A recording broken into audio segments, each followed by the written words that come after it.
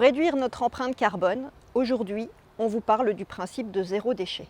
Ce qui est logique et intuitif à la maison, par exemple limiter la quantité de nos achats, composer nos repas avec les restes pour éviter de les jeter, composter nos déchets alimentaires, choisir les meilleurs ingrédients pour la santé et l'environnement, etc. Il n'y a aucune raison de ne pas l'appliquer dans notre vie professionnelle. Les mêmes principes d'économie de ressources se retrouvent dans les domaines de l'aménagement du territoire et de la construction. Alors aujourd'hui, on vous propose la recette des 3 R. 3 R comme réutilisation, réemploi, recyclage. Mais quelle différence entre ces 3 mots au juste? La réutilisation est placée en priorité car son principe est de conserver un bâti ou un matériau dans le même contexte. La réutilisation n'exige pas de transformation, pas de transport, pas d'intervention consommatrice d'énergie ou émettrice de déchets. La réutilisation prolonge la durée de vie avec un minimum d'intervention. Elle est neutre en carbone. Le réemploi suppose un changement d'usage. Dans le cas d'un bâtiment, il ne nécessite pas nécessairement de gros aménagements, et dans le cas d'un matériau, il ne demande pas forcément de changement d'état. Mais il induit une adaptation ou quelques interventions pour accorder le bien à son nouvel usage. Le recyclage, par contre, induit une transformation, conséquente souvent, voire un changement d'état.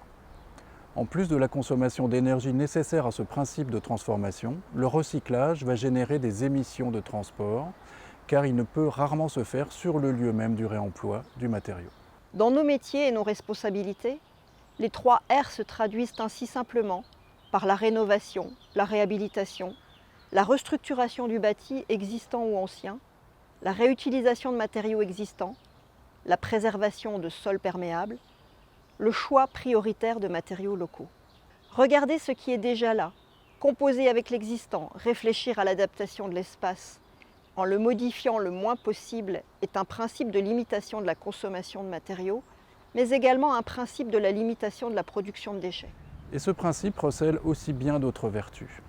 Il valorise le patrimoine en tant que bien financier, le patrimoine étant à voir désormais comme une ressource et non plus comme une charge.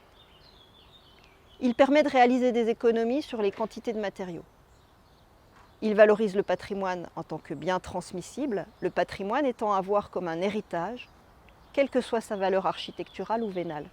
Il exige l'utilisation de matériaux durables afin que plusieurs cycles de valorisation soient possibles. Aussi, il valorise les savoir-faire en exigeant une expertise plus fine de diagnostic et d'adaptation de la part de tous les corps de métier intervenants dans le réemploi. L'expertise des programmistes, des architectes, des urbanistes, des paysagistes concepteurs dans la lecture de votre territoire ou de votre patrimoine et le recensement de leurs ressources est à votre disposition pour trouver avec vous les meilleures solutions sur les pistes de réemploi et des économies de matériaux dans vos projets.